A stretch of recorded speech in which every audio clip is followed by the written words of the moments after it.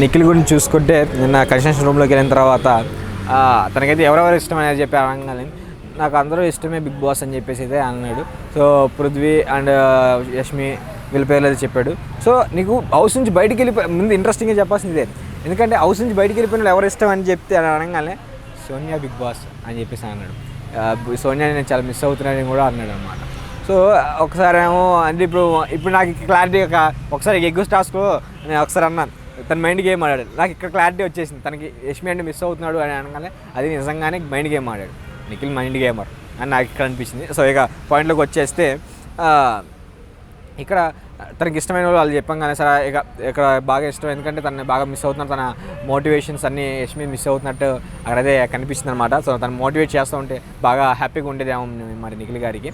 So ఇక నీకు food ఎవరిది వచ్చిందంటే ఎవరు ఇష్టం లేదని కూడా అడిగారు. ఇంకోటి మణికంఠ అయితే ఇష్టం లేదంట, 2 రోజుల నుంచి ఇష్టం అవుతుందంట.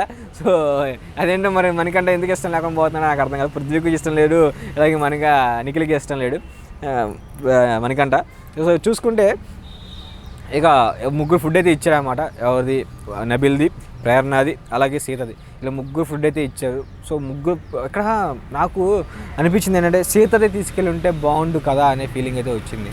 ప్రేరణ చాలా స్ట్రాంగ్గా అనిపించింది, ఎక్కడ తన ఎమోషనల్ కానీ బయటికి రావడం కానీ లేదు. సీత కూడా ఎమోషనల్గా ఎక్కడూ బయటికి రాలేదు, తను స్ట్రాంగ్గానే ఉంది.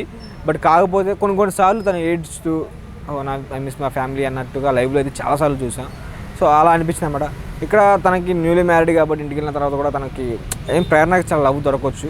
కాకపోతే ఇక్కడ సీతకి కొంచెం ఆ లోనెస్ ఉంది, బాగా ఆడుతుంది, దాంట్లో కూడా గేమ్లో తగ్గిపోతుంది అనే ఫీలింగ్ అయితే వచ్చింది. నబిల్ కంటే వాళ్ళ ఫాదర్ ఫుడ్ ఉంది, ఫుడ్ రాకపోయినా కూడా తన గేమ్ ప్లే కూడా బాగుంది.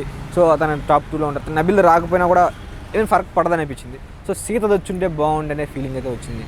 సీత చాలా ఎమోషనల్గా ఉంది, తన బాధ కూడా చాలా చూపించింది.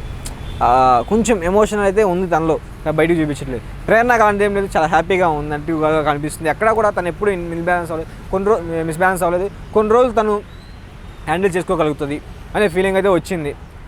బట్ సీత దగ్గర నాకు అది కొన్నిసార్లు కనిపిస్తుంది, ఎక్కడ బరస్ట్ అయ్యే ఛాన్స్ అయితే ఉన్నాయి ఈ వీక్లో కానీ నెక్స్ట్ వీక్లో కానీ. సో అక్కడ ఇచ్చుంటే బాగుండు, సీతకి ఆ ఛాన్స్ ఇచ్చుంటే బాగుండు అనే ఫీలింగ్ వచ్చింది. బట్ కన్నడ వాళ్ళకే సపోర్ట్ చేస్తానని ఇక్కడ అనుకోవచ్చు. సరే దీంట్లో ఏముందిరా అని చెప్పేసి కొంతమంది అనుకోవచ్చు. బట్ కాకపోతే అక్కడ నాకు కనిపించింది అలా కన్నడ వాళ్ళకే సపోర్ట్ చేస్తారనే ఫీలింగ్ అయితే వచ్చింది. సో యష్మిని తీసుకుంటే నిఖిల్ తీసుకెళ్ళింది. పృథ్వీ చూసుకుంటే నైనిక తీసుకెళ్ళాను. నైనిక కూడా అటు సైడ్ సంబంధించింది కాబట్టి ఇంచుమించు ఆడి దగ్గర కాబట్టి నైనిక తీసుకెళ్ళాడు. సో ఇక్కడ నిఖిల్ చూసుకుంటే ప్రేరణ తీసుకెళ్ళాడు. సో వీళ్ళందరూ ఒకటి కాదు అనడానికి రుజువుగా వీళ్ళందరూ ఒక్క వైపు సపోర్ట్ చేసుకుంటున్నారన్నది ఇంతకన్నా పెద్ద రుజువు వస్తే అవసరం లేదని నా ఫీలింగ్ అనమాట. సో నాకు అనిపించింది, ఒకటిగా అనిపించిపోయినా ఇక నా వీడియో నాకు అనిపిస్తే చాలు. సో నాకైతే ఇలా అనిపించింది, ఎందుకంటే అక్కడ వాళ్ళకన్నా ఎమోషనల్గా వీక్ అయిన వాళ్ళు ఉన్నారు. ఎమోషనల్గా స్ట్రాంగ్ ఉండటం వేరు, వీక్ అవటం వేరు. సో నాకు అక్కడ మన సీత చాలా అంటే చాలా వీక్గా కనిపిస్తుంది. లాస్ట్ వీక్ నుంచి గమనిస్తే ఒకసారి చూస్తే లైవ్ చూసిన వాళ్ళకి చాలామందికి అర్థమవుతుంది తను చాలా ఎమోషనల్గా వీక్గా ఉంది, కొంచెం వీక్ అవుతుంది. డేకి తన ఎమోషనల్గా వీక్నెస్ అనేది దానిలో కనిపిస్తుంది, ఎమోషనల్ అయ్యే ఛాన్స్ ఉంది. సో ఒక్కసారి తనకు ఒక ఛాన్స్ ఇచ్చి ఆ ఫుడ్ ఇచ్చి ఇంటి నుంచి వచ్చిన మెసేజ్ చూపిస్తారే నీ గేమ్ తక్కువ అయిపోయిందని ఒక మెసేజ్ ఉంటుంది, నీ గేమ్ తక్కువ అవుతుంది లేదంటే బాగా ఆడని బూస్టింగ్ వస్తుంది. ప్రేరణ ఏ బూస్టింగ్ లేకపోయినా కూడా ఎక్స్ట్రా చాలా బాగా ఆడుతుంది, ఎందుకంటే బిగ్ బాస్ 10 కన్నడ సీజన్లోకి వెళ్ళి వచ్చింది కాబట్టి తనకి తెలుసు ఎక్కడ స్ట్రాంగ్గా ఉండాలి. సో తనకి తెలియదు, అలాగే వీక్గా అవుతుంది కాబట్టి తనకి ఉంటే బాగుంది అనిపించింది.